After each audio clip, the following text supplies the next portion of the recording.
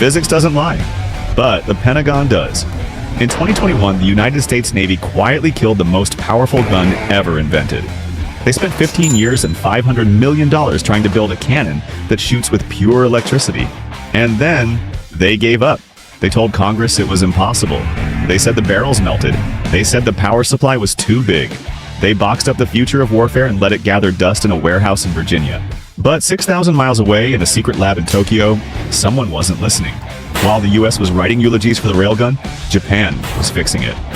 And in late 2023, the Japan Maritime Self-Defense Force didn't just run a simulation.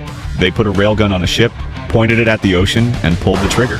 120 shots, 0 failures. It's a story about how the world's biggest military superpower got beaten at its own game by an ally with a fraction of the budget. Today on Front Cost, we are exposing the $35,000 slug that just made China's laser army obsolete, and the embarrassing phone call the Pentagon is making to Tokyo right now to ask for their blueprints back.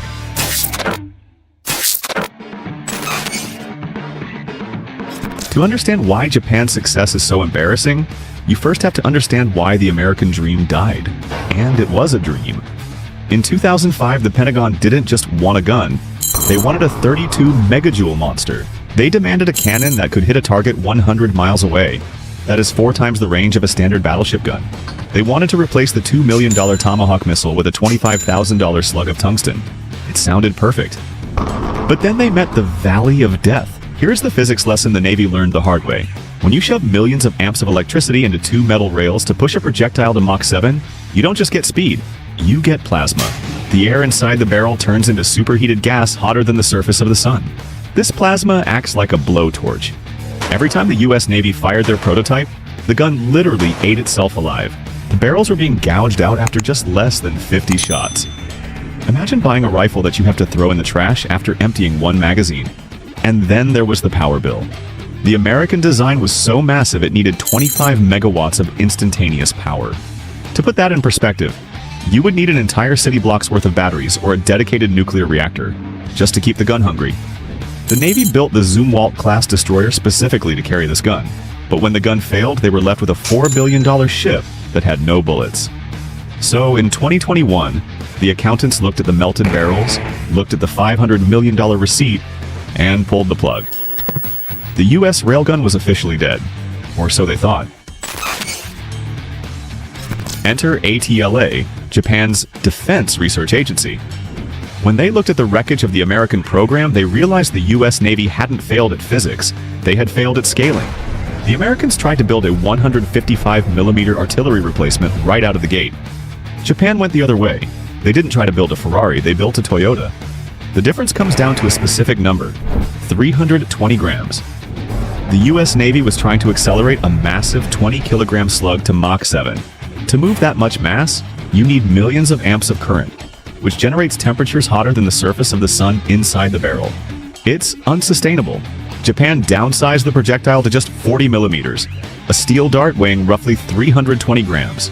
By dropping the mass by 98%, they drastically reduced the electrical current required to hit hypersonic speeds. Less current means less heat. Less heat means the barrel doesn't melt. It is simple Newtonian physics. Force equals mass times acceleration. Japan just lowered the mass. But reducing the weight wasn't enough. They had to fix the erosion. When a railgun fires, the electrical arc creates plasma gouging that eats the rails. The US used standard conductive materials that degraded after 20 shots. According to leaked procurement data, Japanese engineers switched to a specialized copper-tungsten alloy with high arc resistance. But they went further. Unlike the passive cooling of early prototypes, the Japanese system reportedly utilizes active liquid cooling loops integrated directly into the rail housing. The result is statistically absurd.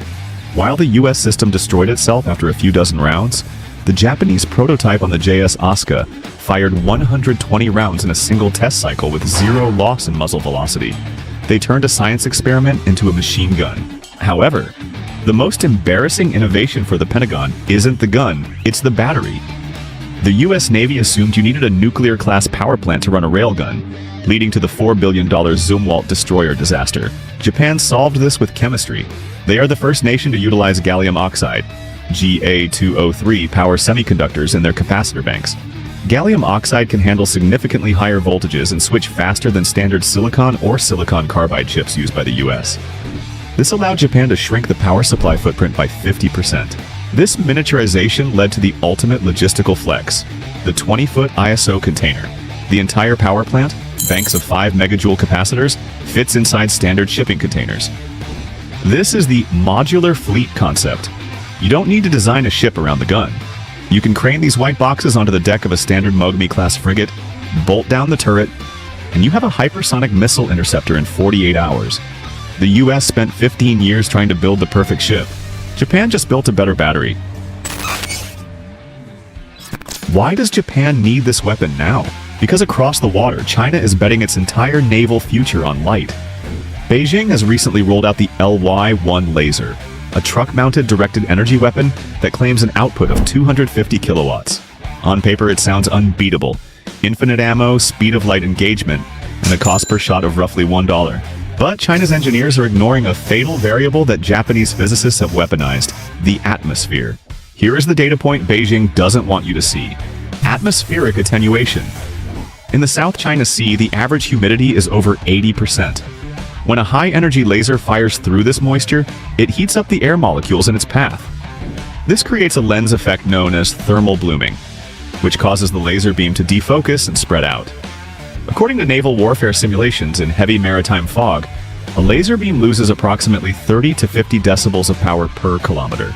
That means a 250 kilowatt laser might leave the barrel with lethal force, but by the time it travels 5 kilometers through a Pacific typhoon, it arrives at the target with the power of a laser pointer. It is a fair weather weapon in a region famous for storms. Japan's solution is brute force physics. A railgun slug is a solid 40mm rod of tungsten steel alloy. It carries no explosives. It doesn't need them. When a 320-gram object impacts a target at Mach 6.5, 2,230 meters per second, it delivers kinetic energy equivalent to roughly 8 megajoules. To put that in perspective, that is the same destructive force as a 2-pound block of TNT detonating inside the target, but delivered with the penetration power of a tank shell. Unlike a laser, this slug does not care about fog. It does not care about rain, salt spray, or thermal blooming. Whether it is a sunny day or a Category 5 hurricane, that slug arrives with 100% of its lethal energy intact. There is one final physics problem: heat shields. China's DF-17 hypersonic missiles are covered in ablative thermal tiles, designed to survive the 3,000 degrees Celsius heat of re-entry. A laser tries to kill a missile by heating it up, but a hypersonic missile is already built to resist extreme heat. You are trying to burn something that is fireproof. A railgun slug doesn't try to burn it, it shatters it. The kinetic impact creates a shockwave that instantly fragments the missile's airframe. Japan isn't trying to out-tech China. They are simply winning the physics argument. The hidden network. The gun is just the trigger man. The real terror for Beijing isn't the railgun itself. It's the invisible network guiding it. Japan isn't building a standalone weapon. They are building a hyper-defense ecosystem that connects the ocean floor to orbit. While the world watches the JS Asuka test firings, Japan has been quietly deploying the Deep Ninja, a class of autonomous underwater vehicles, AUVs, developed by Jamstek. These aren't your standard research drones. The Deep Ninja operates at depths of 4,000 meters, far below the reach of standard active sonar. Equipped with advanced hydrophones and lithium endurance batteries, they can loiter for weeks, forming a silent underwater tripwire. When a Chinese submarine or surface task force moves, the Ninja hears it and beams the coordinates to the surface fleet. The orbital sniper scope. But targeting a Mach 6.5 slug requires insane precision. You can't just aim at a hypersonic missile. You have to predict where it will be in 3 seconds. That is where the QZSS Michibiki satellite constellation comes in. Most GPS systems have an accuracy of a few meters.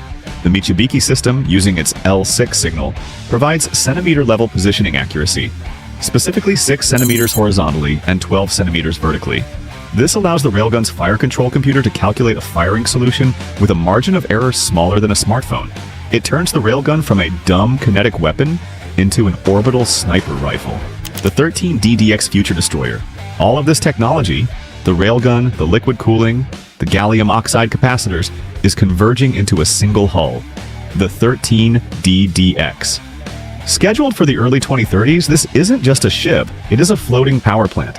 Unlike current destroyers that struggle to power a microwave and a radar at the same time, The 13DDX is designed from the keel up with a massive integrated electric propulsion system specifically to feed the railgun's hunger. It creates a multi-layered air defense bubble. Long range, SM-6 missiles. Medium range, the railgun firing cheap $35,000 slugs. Short range, high-powered lasers and CIWS. It is the ultimate cost exchange machine. Japan can sit there and shoot down $5 million hypersonic missiles with $35,000 steel darts all day long. China runs out of money before Japan runs out of ammo. In the end, the US Navy walked away because the math didn't work for them. They wanted a 100-mile offensive cannon. Japan picked up the pieces and built a 20-mile defensive shield. They solved the barrel erosion with new alloys.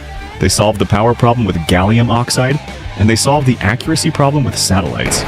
The railgun isn't dead, it just changed flags. And right now, somewhere in the Pentagon, a very uncomfortable meeting is happening, asking the question we all know the answer to. Why did we let them beat us?